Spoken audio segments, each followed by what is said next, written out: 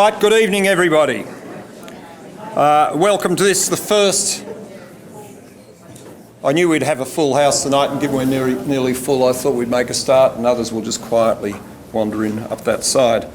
This is the first of our Dean's Lecture Series for 2017. It's in fact the 13th year we've run the series, and I look forward to another valuable year as we hear from a range of leading experts both locally and overseas, and I think Roy is both of those. So I acknowledge the elders, the families, the descendants of the Wurundjeri people who have been custodians of these lands for many generations, and I acknowledge the land on which we meet today was a place of age-old ceremonies of celebration, initiation and renewal, and that the local Aboriginal peoples have had and continue to have a unique role in the life of this university.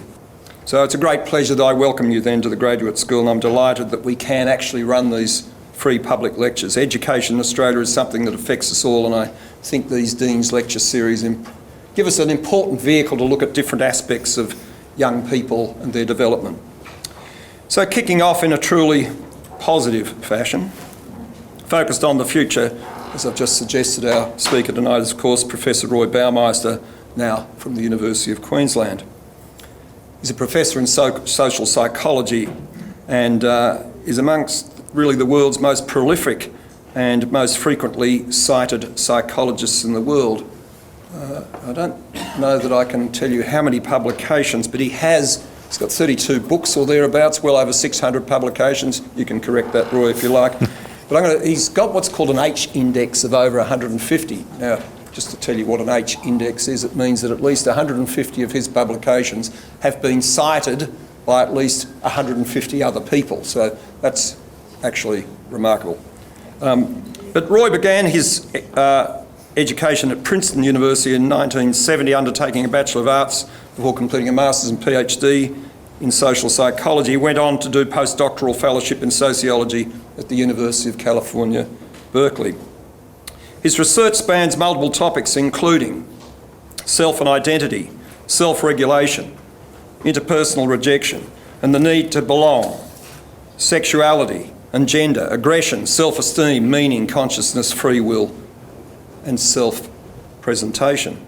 In 2013, he received the Association for Psychological Sciences' highest honour, the William James Fallow Award for Lifetime Achievement in Psychological Science. I don't think he's actually stopped, so it's at a moment in time, his lifetime achievement. Although Roy has made his name with laboratory research, if you like, it has applications everywhere. His book with John Tierney, titled Willpower, Rediscovering the Greatest Human Strength, was a New York Times bestseller. He's also appeared on television shows such as Dateline NBC and ABC's 2020, just to name a couple. So he's definitely engaged with the real world. So tonight's lecture, Roy is going to look into the future, and that's why you're here to hear that, and explore how to shift the focus away from what's going to happen to what do I want to happen and how do I make it happen. So I've asked my colleague, Director of the Centre for Positive Psychology, Associate Professor Lindsay Odes, to move a vote of thanks at the conclusion of the lecture. So now, please join me in welcoming Roy Baumeister to the front. Thank you. Thank you, Field. It is an honour to be here, kicking off the new season of Dean's Lectures. And thank you for that lovely introduction. The one qualification, I'm not actually going to tell you what's happening in the future. I'm not studying the future, but rather how people think about the future. So there's the rather long title that I guess I hope people are here to hear one or the other of those answers of those. Let me begin by saying thanks to many people who've worked with me on this and always looking for more collaborators. So any of you become interested in teaming up on this, please let me know. The line of work really started a few years ago. My friend Marty Seligman was reflecting on psychology as a whole, as befits a grand old man in the field. And he says, you know, we were doing scientific theories, coming up with causal models of behavior, and we sort of copy our template from the natural science, in which the present is the result of the past. And so our main theories look to the past. He says through the first century of psychology, the biggest, most influential theories, there were two. They both emphasized the past. The one was the Freudian psychoanalysis, so that your adult self is the product of childhood experiences and being in love with your mother or father and toilet training and stuff like that. And the other big emphasis, or the other big approach was the animal learning model, in which they studied rats in cages and so on. And that's your reinforcement history, and whether you were rewarded and punished for behaviors in the past determines what you do in the present. Undoubtedly, there's a lot of truth to those, but Marty said, I spent a lot more time thinking about the future than the past, it seems to me, and why do we base our theories so much on the past? Even when people started to move beyond those two giant frameworks, memory, in terms of study of thinking, memory really outweighs lots of other areas, enormous amounts of study, but how much time, clearly memory is important, but how much time do people spend actually remembering, as opposed to, say, thinking ahead into the future? A breakthrough through a couple of years ago from Schachter's lab, when they discovered that really the same brain sites that operate for memory are also there to project into the future and think what's going to happen in the future. And many of the things we complain about as the faults of memory, like being flexible and changing based on your current needs, are really virtues when you're trying to project forward into the future. And so he says, well, maybe memory is the second choice in some ways, that it's really more about anticipating the future. Obviously, it's easier to know the past and the future, but maybe people do, for that reason, think more about the future than the past. And there are important reasons for it. You can still do something about the future the way you can't so much about the past. Orienting toward the future seems hugely adaptive. In fact, there's some arguments about does evolution have a direction, or is it sort of a blind change? And there are people in both camps. But if there is a direction in which future evolves, and as more complex organisms evolve out of simpler ones, hardly ever the reverse. But to base behavior more on the future than the past would be hugely adaptive, because again, the future is something that you can do about, and it's just harder to think into the future than the past. But maybe if we master this as humans, that's helping us and take over the planet as we are doing. So I'm going to describe a variety of studies that we have done on this. One is, well, what is the result of a mindset where you think about the future? And postdoc Andrew Monroe came to work with me on this and said, well, let's develop some procedures and just sort of get people either thinking about the future or the present, and then see what from it. Now the context from this, when psychologists study the future, mostly they ask people to make predictions, and they study those predictions. And one overwhelming finding from many, many studies is that people are quite optimistic. When you ask them what's going to happen in the future, they think good things are more likely to happen to them than to other people, and bad things are less likely to happen to them than other people.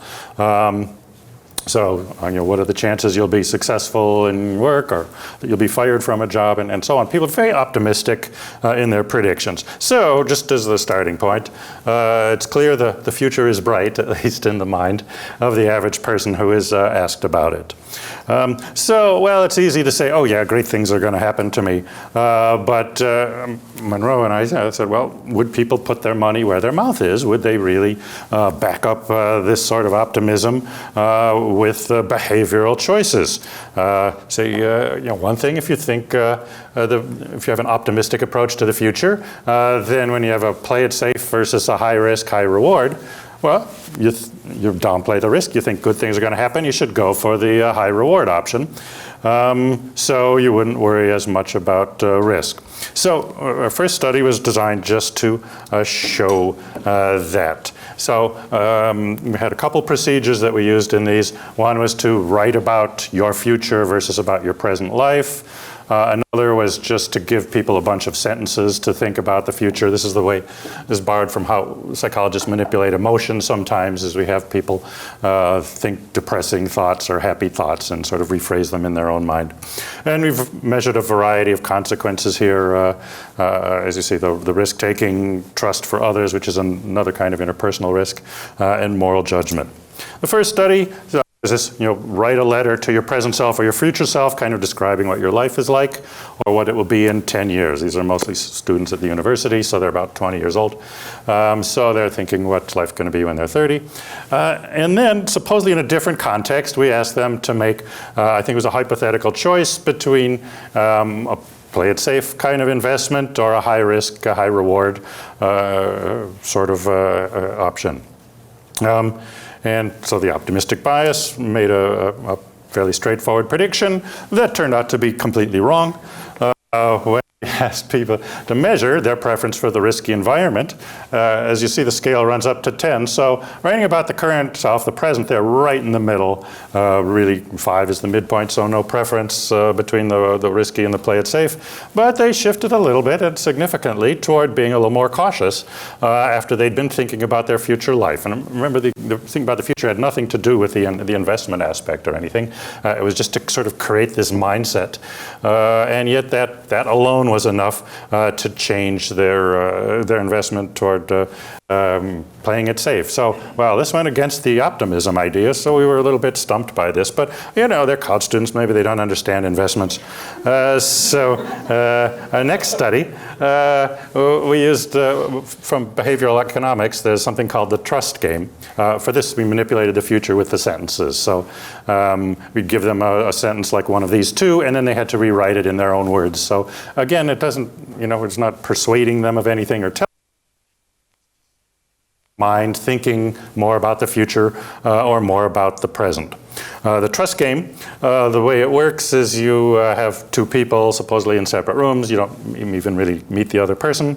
But we give you, say, $10 if you're the first one. You can keep all the $10, or you can split it, any part of it, and whatever you decide to invest, which means you'll send it to the other person and trust the other person with, it quadruples in value.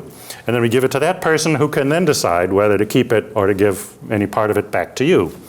So economists like this, it sort of mimics the way you have to trust another investment partner. If you work together well, you make a lot of money and there's more for everyone. But there's the danger that the one will take advantage of the other. So, you could keep the $10 and walk out for the experiment way ahead and not share any of it. But if you invest it all, it becomes $40. If the other person is anywhere decent and trustworthy, he'll presumably split it or give you half or even more than half, because remember, he could have gotten nothing. We had people play 10 different games with different partners, so we'd have aggregate data. And we told them that one of them would be selected randomly for a real play and that they would really get the money. So they are somewhat invested in this. There is money to be made or lost here. So for this one, we started the optimism prediction. Okay, they're going to trust. If we're thinking about the future, they should trust more and invest more than if they're thinking about the present.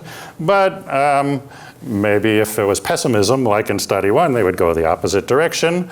Or we had a more elaborate, maybe it's more complicated than that, that maybe when you think about the future, you start to pay more attention, think things through more differently. And so maybe you use other sorts of cues. Now, some other researchers have developed these pictures, which vary in how trustworthy the face looks. These are actually, they took one picture of a person and then computer changed it.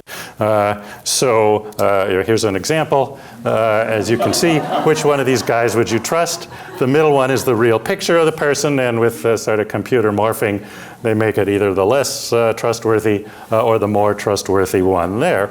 So I thought, well, maybe when they think about the future, they will look at these cues and process them, and they'll trust the trustworthy person more and invest more. And when they see the picture of the ugly guy there, they will keep the $10 themselves. So competing predictions, thinking about the future would lead to the optimism and high trust, which is what we started looking for. More like study one, thinking about the future will make them avoid risk. Or our favorite was that people would cause people to use the information more, and it would go both ways. Once again, there was just this pessimism. They did show the difference between the trustworthy and the untrustworthy, but that did not interact with thinking about the future. That was just there, whether they're thinking about the future or the present. So two main effects, no interaction. And the main finding is thinking about the future in the, what is it, the light bars, reduced the amount that they're willing to invest in trusting another person. So once again, opposite to this long tradition of the future makes people optimistic, it seems to make them cautious and pessimistic. Well, Monroe was a morality expert, so I said, well, I think morality is really about the future. You know, we can study morality by judging supposedly things people did in the past. But what you're trying to do with morality is set up the future so that it will be a safe and people will be good there. And so thinking about the future should make you more extreme in your moral judgments, because you more want to punish bad guys and reward good guys to make the world a better place going forward in the future. A variety of predictions could be made that maybe thinking about the future would make people more forgiving. After all, let bygones be bygones. Those are in the past. Maybe it's risky to tolerate misbehavior if you're thinking more about the future. You could even be more punitive and punish people more. Once again, we had people rewrite those statements to think about past or future, pass judgment on a variety of moral scenarios. Some were bad, and so you were passing a negative judgment. Others were people did a good positive thing. So bad one's example was someone set their house on fire to collect insurance. In general, the findings were thinking about the future intensified the blame for bad actions. There was an interaction that did not increase the praise for good actions. One of my papers that seems to hold up over the years is that bad is stronger than good, and people react more strongly to negative things. It's certainly true in morality. Finding out that a person once did something good doesn't really change your opinion of that person very much. Finding out that the person once did something bad changes it a bit more. So thinking about the future brings out this difference and makes it stronger. People were judging people's actions, and we had some where they were just judging somebody thought about or wanted to set fire to his house to collect the insurance. The actions were judged more strongly, but that didn't interact. That was just sort of the same. So here's basically the results. Thinking about the future, that's condemning people for bad events. That goes up when they think about the future as opposed to this. This would be the morally good events. No difference whether they're thinking about the present or the future. So once again, people are showing this greater concern for problems in the future, for negative possible things, and greater condemnation of wrongdoings. So sum up the first set of studies. Thinking about the future, again, we said no sign of optimism anywhere. Thinking about the future reduced their risk-taking and investments. It reduced their willingness to trust other people with their money. And regardless of whether the people seemed trustworthy or not, they were more cautious. And last, increased the moral blaming of others for doing things wrong. So it looks like a safety, avoid risk kind of set. Or to go back to the future is bright context that we started with, we're finding the future seems rather dark. That the optimism should make people risk and trust in all these things more. So how can we reconcile this with all very real evidence that when people are asked to predict the future, they are quite optimistic? Well, it seems, we have someone sit in a chair and, okay, what do you think is going to happen to you in 10 years? They are optimistic. It is easy to look forward to the future. And I think it's not just people are saying stuff and not meaning this. What we began to think is that that we need really a new theory that when people think about the future, maybe the first step is to look at, okay, what would I like to be in the future? Where do I want to end up? What would I like to have happen? So you start with an optimistic because you're trying to move towards something positive. And then after you think that, then you start to think, okay, well, how do I get there? That's when you get attuned to all the things that can go wrong and that you need to watch out for or plan or prevent from happening. And so there you become much more practical and pragmatic and start to focus on the negative. We've been trying to develop this new theory integratively. Again, when people think about the future, or psychologists talk about studying the future, there's a lot of emphasis on prediction, and this is I believe the work. It is real and important. But maybe once you start to get pragmatic, because how are you going to get to the future you want? You start to think, how can I get there? And so thinking about the future, we're calling this pragmatic prospection. The thinking about the future is very much about guiding your behavior, planning your actions, dealing with practical concerns, rather than just trying to predict. It's another way. The prediction is about trying to see what is going to happen. And if you're going to predict who's going to win the football championship or the election or whatever, I mean, those are interesting things to talk about. But the pragmatic focus is, I want to how do I get there, and what might happen to interfere with that? So it's much more uncertain and much more concerned with multiple possibilities and how to deal with this. I'm beginning to think even that when we study prediction, we shouldn't just study predicting what's going to happen, but predict. What people do is maybe predict the choice points. Tomorrow, what do I have to deal with? What decisions do I have to make? What performances do I have to make that I might screw up? And so it's the contingencies, it's the places where multiple things are possible, as opposed to predicting what is going to happen. As we've developed this theory, and Kathleen Voss and Gabriele have been very helpful in working on is to benefit yourself, to do something for yourself by guiding your actions and choices. Prediction is helpful, but it's secondary. It's more, start by asking, what is it that you want? Where do you want to end up? What are your goals, and short-term and long-term? Then you ask whether these are feasible, and if they are, then you start to make plans to get from here to there. So this is really assuming multiple outcomes. Philip nicely mentioned my work on free will, and I spoke in Sydney 6 weeks ago or 2 months ago, I guess, at a determinism conference where people are still believing, or some are arguing, that the future is all laid out and there's only one possible future. Maybe it's possible to argue that in a natural science, physics sort of way, but I think it's a completely useless idea in psychology, because all of our dealing with the future has to go with the uncertainty that there are multiple possibilities. The very essence of looking forward is, this might happen, but this might not happen. Teleology is another philosophical concept, going back to Aristotle, who actually thought, even in terms of physical laws, that the future pulls the present. Most scientists don't believe in that, although there's a bit of weirdness in particle physics that I don't understand. But mostly, natural science causality just moves forward in time.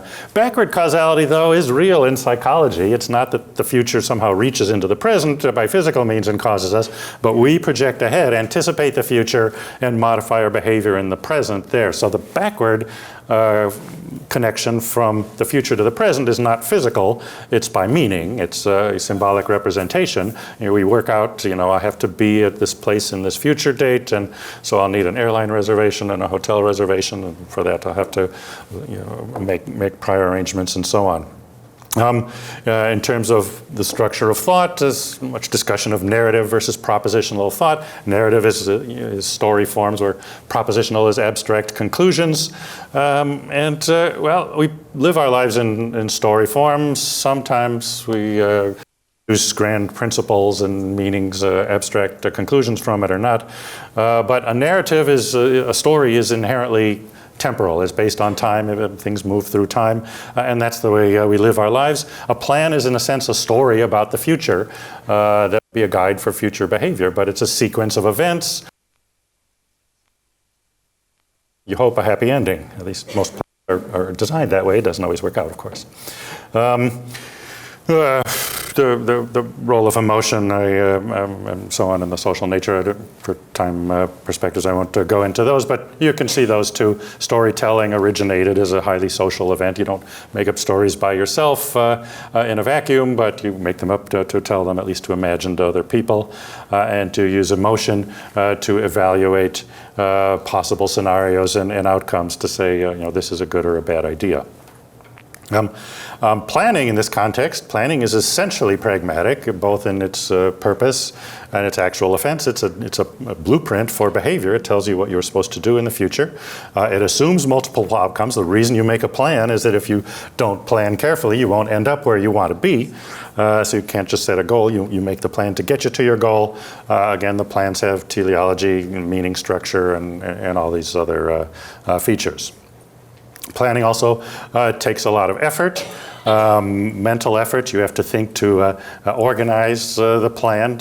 You typically work backward from the outcome and how do I end up where I want to be, and work backward to the present. There's also the matter of revising plans, sometimes too late. But at some point you have to spot that the first plan didn't get you where you want to be, so you need another one. Turning to some of our studies on planning, with the idea that planning takes effort, my Norwegian colleague, Kjærstad, I can't quite pronounce his name yet, but I'm hoping he's coming here. He did a series of studies to look at decision fatigue. This is tied to my work on self-control and ego depletion. When people have used up some of their mental energy, do they become reluctant to plan? And we have lab studies. But one of the coolest was he did a study out in the field. The IKEA store is very popular in Norway. It's a lot of mental work, difficult decisions. You're buying furniture that you're going to put together yourself and sort of imagining what it will look like. So he simply got people going into the store and coming out of the store. He thought people coming out of the store are going to be mentally wiped out a little bit. And so again, this is just a simple question. If you had 20 minutes at your disposal, how much would you like to do each of the following things? Take a relaxing time out, make a plan for the next 4 weeks. Would they be reluctant to plan? You also wanted to see if their goals change in any way. Well, the answer is their goals did not change. They were both very interested in relaxing. But in terms of planning, after shopping at IKEA, no. Their interest in planning dropped significantly. So decision fatigue, after you've been thinking hard, people don't want to engage in planning as much. And you have a variety of laboratory studies making the same point, but that's the key. Another thing I mentioned in terms of looking ahead in prospection is that anticipated emotions. So there's a long tradition, the assumption that emotions are there to drive behavior. The example everyone uses is that fear makes you run away. But it turns out it doesn't really work like that, and that animals run away long before they have the feeling of fear.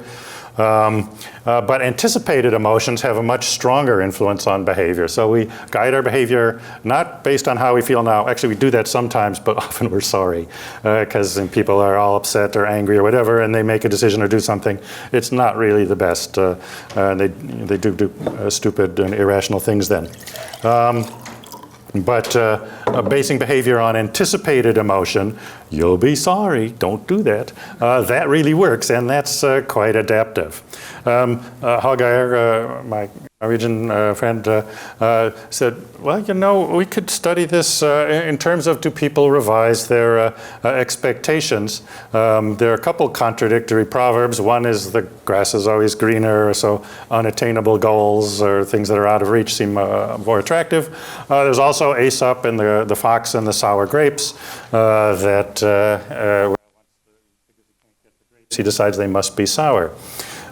So will people revise their anticipated emotion based on the probability of reaching the reward? So in this experiment, also run out in the field initially, people did a test of what was told it was intuitive intelligence. They answered a couple questions. And by random assignment, half were told that you got 2 out of the 6 right, and half were told you got 5 out of the 6 right. And they said, no, there's going to be a second test, and this is the one that counts, and there'll be a cash prize if you get all 6 right. And so how happy would you be if you got a perfect score of 6 on the second one? Remember, that's after getting 2 right or 5 right. It's moving from 2 to 6 would be a very pleasant surprise. You might think that that would produce a big positive reaction. And that is what happened when people were talking about what other people would do. They said, oh yeah, the person who goes from 2 to 6 right, that person's going to be really happy. The one who got 5 and then got 6, they'll be happy, but not nearly as happy as the one who jumped all the way up from 2. However, when it's for themselves, if they got 2 right the first time, they said, nah, it won't make me happy. I don't care. This doesn't mean anything to me. This is the over here. So they predicted if they got all 6 right, they would not be very happy. The ones who got 5 out of 6 right said, yeah, I'd be pretty happy. Now, he did give them the second test and told them all they got 6 right and gave them a prize. They were all happy. So the predictions were wrong. And there wasn't any difference either way. Remember, they're opposite. When they're predicting for someone else, they thought 2 to 6 would bring the biggest happiness, but not when they were predicting for themselves. In the event, again, they were equally happy. So what this suggests is that people adjust their expectations downward. If they start to think a goal is out of reach, they sort of distance themselves from it in this defensive way and say, this won't really make me happy or feel good or anything like that. Moving on from there to moral reward and punishment. We had studies a little more complicated to do these, but again, anticipating, suppose you did good things in the future, would you deserve to be rewarded for them? Suppose you did bad things, do you deserve to be punished for them? As opposed to the same bad things perhaps that you'd done in the past. And in both cases, people moralized the future more. There was, they thought they deserved more reward for future good deeds than for past good deeds, and more punishment for future good deeds than for past good deeds. Oops, the wrong one here.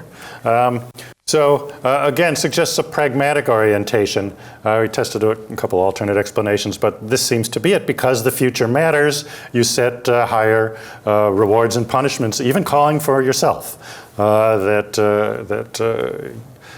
You want to be better in the future, you can still change that. And so there you say, yeah, punish me if I misbehave, reward me if I'm good. In the past, well, you can't, it's too late to change that. So yeah, I suppose I deserve to be punished for things I've done badly in the past, but go easy. All right, so that's a slew of introductory studies. I'm going to spend the rest of the time in my talk today talking about one giant big study that we ran a couple of years ago and are still struggling to get punished. Mountains of published, not punished. Some of that too. Mountains of data. The idea behind this was we studied human thinking, in thousands upon thousands of studies in the laboratory. We don't really know what people think about when they're out in the world and they're going about their daily lives. So we thought, let's explore the content of everyday life. We had done this a couple of years earlier in desire. What do people want as they're going about their lives? How often do they have desires? How often do they restrain them? So let's apply the same approach to thinking. What do people think about? And since we were working on the past, present, future business, let's look at the time distribution of thoughts and see what we can learn about that.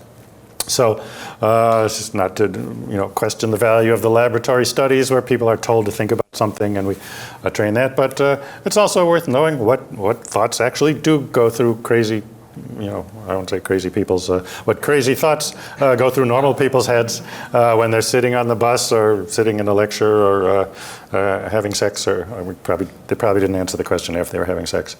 At least I hope not. The way it works is we gave people a beeper, or in this case, you switched to using their cell phone, which goes off at several random points during the day. And you say, well, when it goes off, write down what is the last thought that was in your mind, so we can just get a random sample of people's thoughts. 500 people in greater Chicago, about half students, ranging adulthood, minimum age 18 and up to 67. So they got 6 signals per day over 3 days, and then the series of questions that they had to answer about their most recent thought. First, we wanted to have them, was this thought about past, present, future, all of the above, none of the above? So we had to say, well, what is the present? And we just made an a priori decision that, okay, the future starts in 5 minutes, the past starts 5 minutes ago. We'll just get a very narrow focus on the present, because we thought maybe people think about the present a lot. Think about the present is probably easy. And we're interested in time travel, so the future will start in 5 minutes. But we also then ask people if they're thinking about the future, what's the time span? Is it in 5 minutes, or is it tomorrow, or is it next week, next month, next year, 10 years after you're gone? So let me describe what we've learned about the distribution of human thoughts in relation to time. First of all, consistent with where we started in Marty's insight, people don't think about the past nearly as much as the future. The present was by far the most common. So half the thoughts that had any time aspect. Remember, they could check none of the above. We asked them separately: past, yes or no; present, yes or no; future, yes or no. So if they gave no to all of those are discarded from these analyses, and I'll talk about those in a moment. But if they're thinking about any time aspect at all, the past, only 5% of those; the future, 3.5 times as much as that; and the future, well, 10 times as much as the past. If we move on, combinations were possible too. So the past and the present, also pretty rare. So how does the past affect you where you are today? It happens, but again, not all that common. Past and the future, skipping the present. What happened last week affect my chances for something next year? Also pretty rare. The one big category is the present plus the future. This is going to come back, because I thought about being pragmatic and planning ahead. It's how do I get where I want to be from here. So there are a lot of these, and if you put these with the future, then there's a fair amount of thinking about the future. But again, the past is pretty rare. In terms of the time frame, well, when people are thinking about the future, remember it starts in 5 minutes. About half are saying later today. And again, they could check more than one, so these do not add up to 100%, hopefully add up to more than that. But there's a lot of thinking about the future starting in 5 minutes, as in later today. But then it drops off tomorrow, a few days, even up to a year from now. The future really seems to drop out of people's thinking beyond about a year. Not much going beyond that. After your life is over, people occasionally reflect on that, but not all that much. In terms of the past, really somewhat the same kind of distribution. Earlier today was the most common. Then it drops off, but then more than a year ago, it's really not till 10 years ago that the past drops off. Now remember, there are not as many thoughts about the past in general, but the past seems to have a longer horizon than the future in terms of people's everyday thoughts. Now, I mentioned that some thoughts did not have any time aspect. Let's spend just a moment on those. So these people are thinking things outside of time, and looked at the descriptions of them, and they're doing math homework, or playing video games, or sexual fantasies, or other sorts of things are kind of, in their experience, neither past, present, or future. In general, these things are less meaningful, sorry about that, than other thoughts. They're less under voluntary control. We ask them, how much are your thoughts under your control? Because we wanted to see some involuntary thoughts and rumination, stuff like that. People don't go outside of time as much when they're mentally fatigued and tired. Except for presumably the sexual fantasy ones, are less exciting and arousing. In general, there's just less emotion altogether. And so this is interesting. I thought animals have emotions, and animals presumably don't have a big sense of time. So you could think emotions would come more outside of time, or the alternatively, emotions would be in the present because they're about what's happening right now. They're sort of a current state.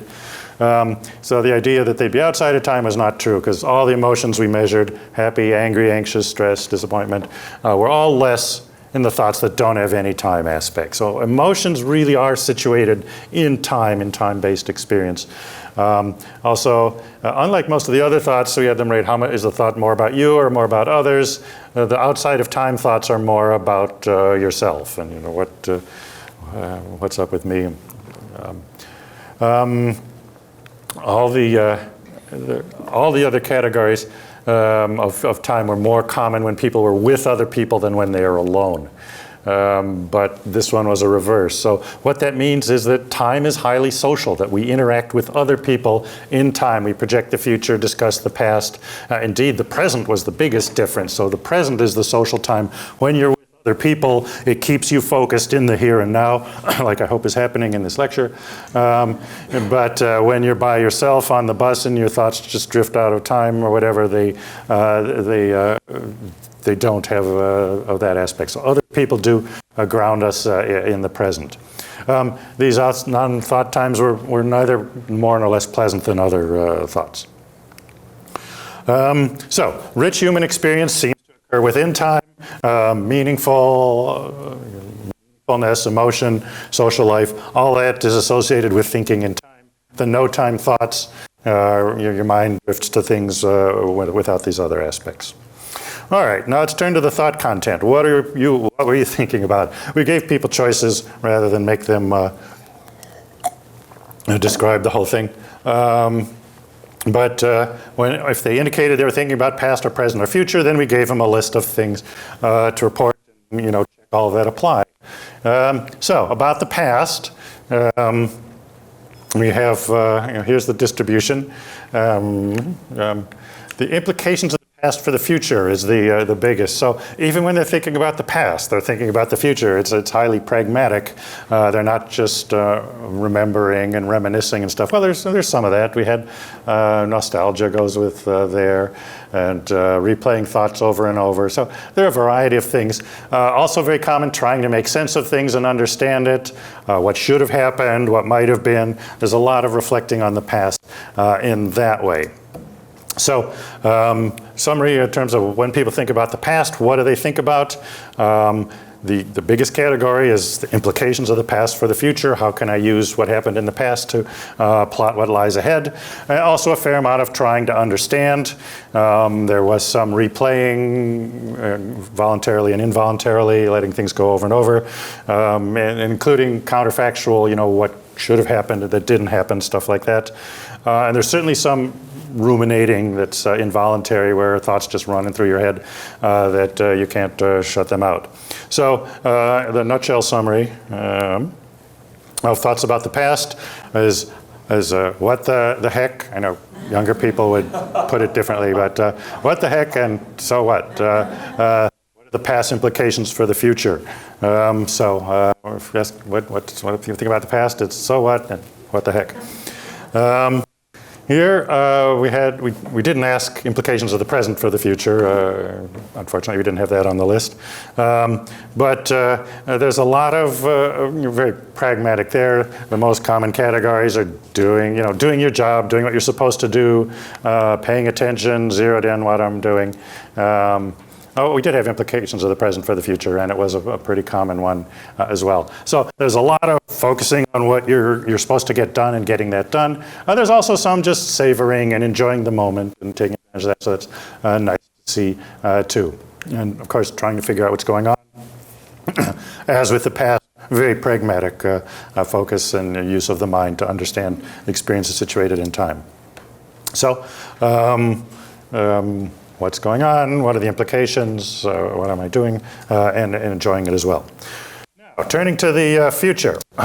Here, we had a case where one category dominated all others, and this was planning, and we were surprised by this. We'd like to look back and pretend this is what we thought we would get, but it isn't. So 3/4 of thoughts, when people say they're thinking about the future, 3/4 of the time, part of what they're doing is planning. There's a lot of planning going on. We made bets with ourselves, will this happen more often when you're alone or with other people? You can make your own prediction. We analyzed every there was no difference. So people plan when they're with others, they plan when they're alone. There's just a lot of it. A variety of other things were also there. The worrying we thought would be a big factor, but there wasn't as much of that, although a significant minority was that 20-some%. There's some evidence of prediction, but again, in terms of looking to the future, a very pragmatic focus, anticipating, preparing, planning, getting ready for what would happen. And again, a lot of emphasis on possibilities, on the uncertainty of things that might happen. If again, what you hope to do, what you hope will happen, what you fear will happen, wondering what will happen. So this recognition of uncertainty in the future is very pervasive in a lot of these categories and a lot of these highly reported categories. I thought at the end, well, since planning was such a big deal, we should compare them with all other thoughts. So I wrote to Wilhelm, who was doing the analyses, and said, why don't we compare planning against non-planning? And I had in mind we'd compare all the other thoughts, and thousands of them would have huge statistical power, everything would be significant, it would be cool. But he was more disciplined, and he said, no, he did actually the least powerful test, the most conservative, which is just to compare planning against other thoughts about the future, which is just the other, as you saw, just about 25%. So a very small control group to compare with. Nonetheless, a whole bunch of differences. Planning versus other ways of thinking about the future. Planning is more meaningful. Planning is more pleasant. Reduces stress, anger, anxiety. So planning is a good way to cope when you're feeling bad about things. Figure out what to do about it. It takes effort. People don't plan, as we saw when we were, people are tired, as in the IKEA study and so others. When the mind is tired, it doesn't want to plan. It takes effort. You have to control your mind and discipline and think, okay, how do I get there from here? It's highly evolving as well. Planning is really a special category, but it seems to be, on balance, a very positive and appealing one. All right, let me move now to subjective experience. What does it feel like? We asked them how you felt as a function of where you're talking about the future. Now, it was a little complicated because, remember, for each thought, they could check different time zones, we call them, that they were thinking about. But we picked the one farthest from the present because we're interested in mental time travel. So if they say, well, my current thought includes tomorrow and next week and next year, we coded it as next year on the graph. And so then we could graph how they felt in terms of the emotion they reported while they were having that. The way it works, here's the farthest in the past. This is before you were born. And this is the farthest into the future. This is after your life is over, after you're dead. Right here, 0. This is the immediate present. We looked at this, and consistent with the insight that emotion is really about the present, the emotion peaks right at the present, and in the very near future you're anticipating something's going to happen maybe later today. That's pretty happy too. But happiness drops off the farther you're back in the past, you think, and the farther ahead you go into the future. And I should say, for all these analyses, we did a linear and a quadratic analysis to see, is this simply a straight line effect, or is there a curve? And this is a significant curve. The past and the future are the same in terms of happiness. The present is much higher than others. So as far as this goes, it looks like the emotion did exist in the present. But no. When we looked at other emotions, they showed a very different pattern. So anger is actually a complicated one because anger was pretty high for like things that happened yesterday. People are still mad about the very recent things earlier today and yesterday, and then it drops off and goes up. But this was the line of best fit that the computer picked.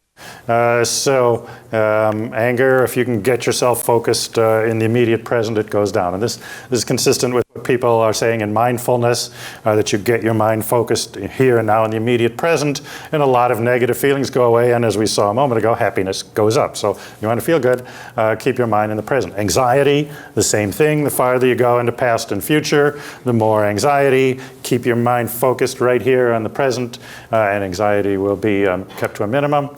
And so on. Now, those of you familiar with emotion theories, they talk about emotions on two dimensions. There's good and bad emotions, and there's high versus low arousal emotions. So, anger is a high arousal negative emotion. Feeling sad or depressed would be a low arousal negative emotion. So we also wanted to measure arousal. Problem is when you ask people, did you feel arousal when you're having this thought, they think you mean sexual arousal. So we asked them excitement. How excited did you feel? And that was pretty much a linear. The future is exciting, the past is boring. The present somewhere in between. That's no sign of a linear effect there. A few other things. Stress, once again, focus on the present. It will reduce stress, banish those thoughts. The pleasantness of the thought looks a little bit like the happiness one. Well, it looks a lot like it, except both the linear and the pragmatic effect are significant. So the future is a more pleasant thing to think about than the past. The present is the most pleasant. So at least when people are actually thinking about past, present, and future. As we saw, a lot of the thoughts about the future are with planning, and those are fairly pleasant. Some other thoughts are worrying or what's going to do and so on. Those are not as pleasant. But a lot of the thoughts about the past are fairly negative. Again, there are some nice ones, nostalgia and recalling and good things. But in general, a lot of thoughts about the past have a negative tone to them. So, so far, we're making a big commercial advertisement for mindfulness, that focusing on the present is good, more positive emotion, less negative emotion, thoughts are more pleasant, the stress, yeah, let's do that, keep our thoughts in the present. One qualification is in terms of how meaningful the thought is, it goes the other way. The meaning is minimum in the present and, well, maybe earlier today and yesterday. Thinking about yesterday is about the least meaningful thing. People report it, where's the future? So this is both a linear and a quadratic effect. So the future is more meaningful than the past, and the present is the least meaningful in terms of what they're thinking about. Thinking under conscious control. Here again, I was wrong. I mean, it's good my mentor said, follow your data, not your plan, because my plans don't work out. But I thought, animals live in the present, and so they don't control their thoughts very much. So it should be easy to think about the present, and that it should take a lot of mental effort to project into the future or past. But no, it seems to take effort to keep your mind focused on here and now and on what you're doing and what you're supposed to be getting done. And then the mind naturally drifts into past and future. The most out of control thoughts tend to drift back to the negative things in the past, as we saw. But people will drift ahead and think about the future as well when they don't control their thoughts. It takes discipline to stay focused in the present. This is reminiscent of Jonathan Schooler's argument. He studied mind wandering and so on, and he says, "You're so amazing. People's minds wander when they study tasks, when they're supposed to be doing something and they're thinking about something else, but the mind wanders naturally. It's sort of built to do that. You have to exert yourself to not let your mind wander." Last one in this set, we asked him to think about others, about the self. This maybe wasn't the best item. Thoughts about the past are more about other people. Others is high. And so this is the 0 point where they're equal. So it's not that the future is about yourself. The future is equally about yourself and other people. So it does, we have almost quadratic, but essentially it levels off into the future. But thinking about the past, there's more emphasis on other people. So summarizing this part, the present is happy, the future is meaningful. A lot of curvilinear relationships in which it's thinking either past or future differs from the present. Negative emotion seems to increase as you get away from the present. As I said, the positive emotion, happy, stays in the present. The tired mind wanders, especially back in the past. And the future is more exciting than the present or the past. Now, briefly, we looked at combining. When people combine thoughts of past, present, and future. So remember, they could check my thought combined the present and the future.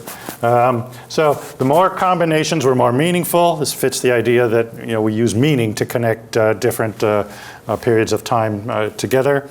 They're more exciting and arousing to think the combination. This is compared all the combinations against just the ones that were only about the past or the present or the future.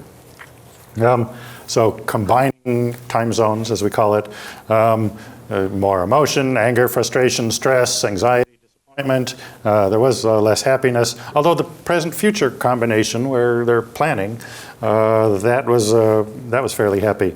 But in general, a lot of the combinations were more unhappy.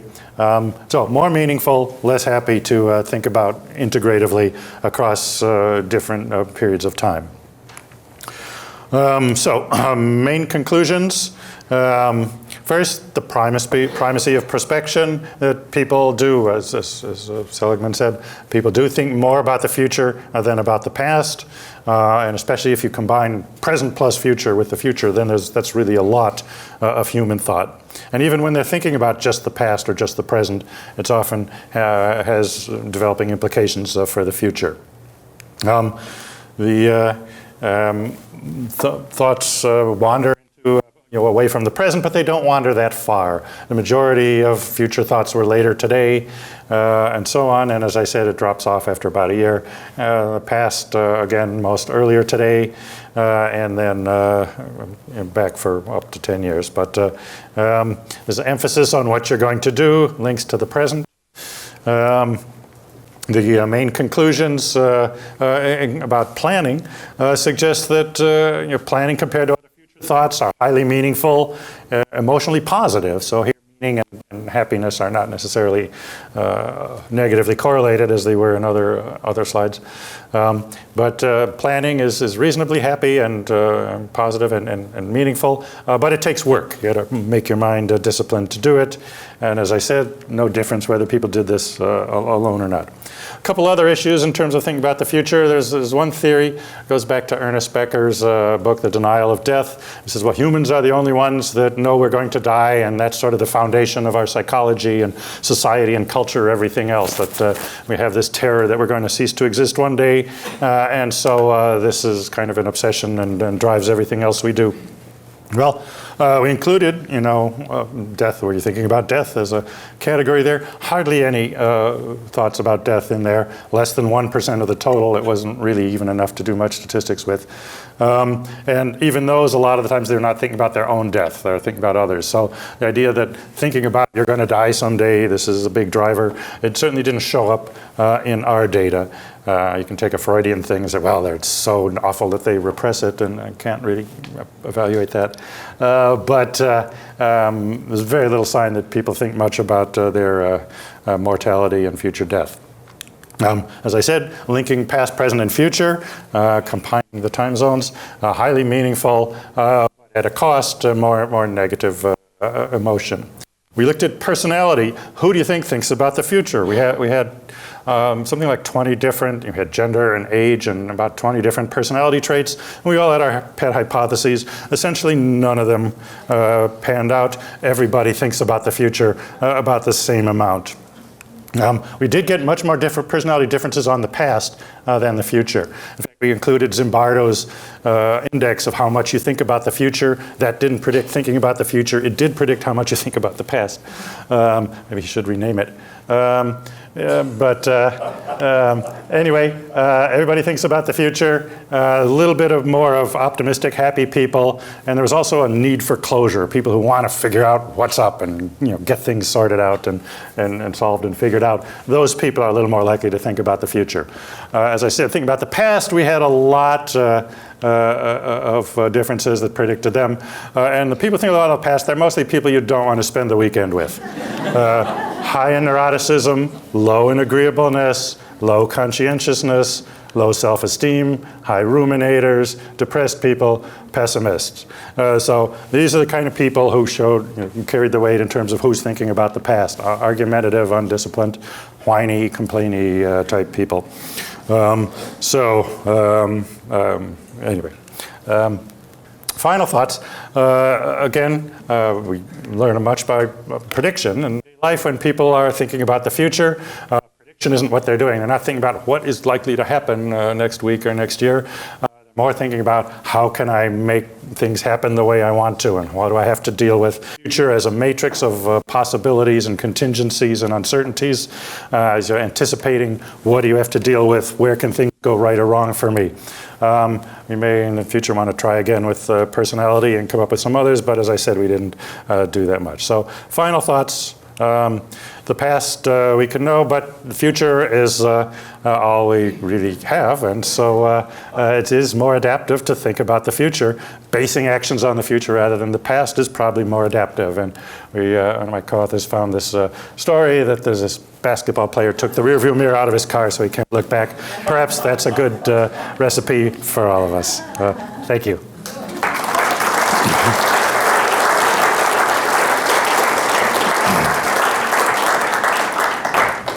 I have the pleasure of giving the vote of thanks.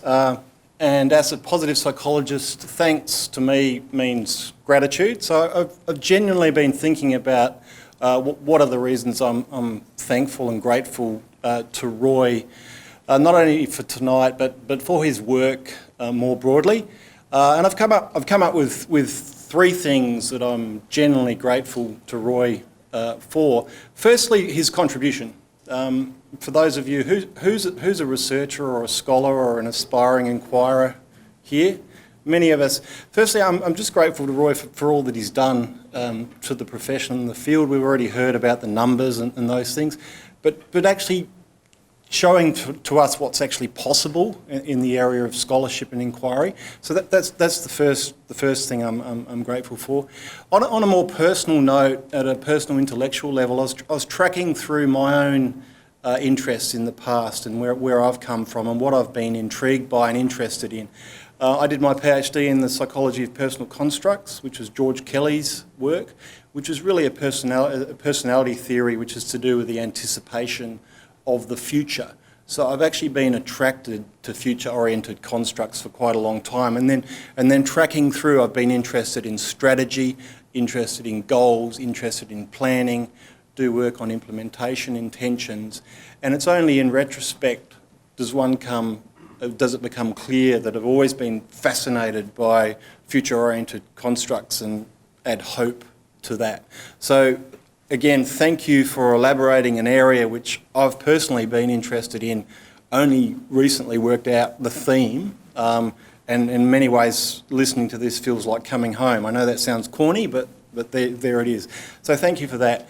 And thirdly and finally, Melbourne. I know you're from Florida, so we're not talking about Melbourne, Florida, Melbourne, Australia. Just thinking about the history of this great city. There's a lot of pragmatic prospectors in 1851 who came here, and this city grew from pragmatic prospectors. Some successful, some not. But thank you for your contribution to the University of Melbourne and particularly to the Centre for Positive Psychology. I know this isn't the first time you've been here. You've contributed to our Masters of Applied Positive Psychology, and you will again this Friday. You'll contribute again tomorrow night at another function. But your ongoing presence here, both physically and intellectually, is greatly appreciated. So thank you on those three counts, and I'll now hand back to Professor Field-Rickards.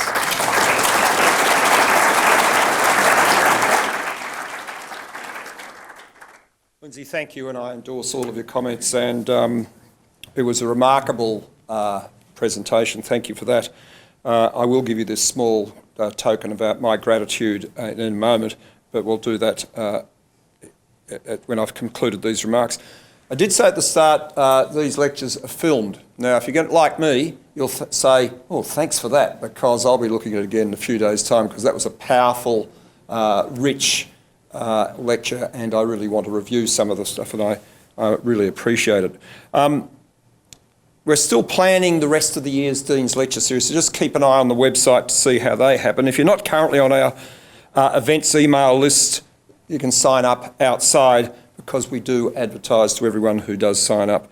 So I would like to now conclude tonight's proceedings. In doing so, I'll present Roy with this gift, but invite you all to come outside and enjoy each other's company and our hospitality. I wish you well. Thank you.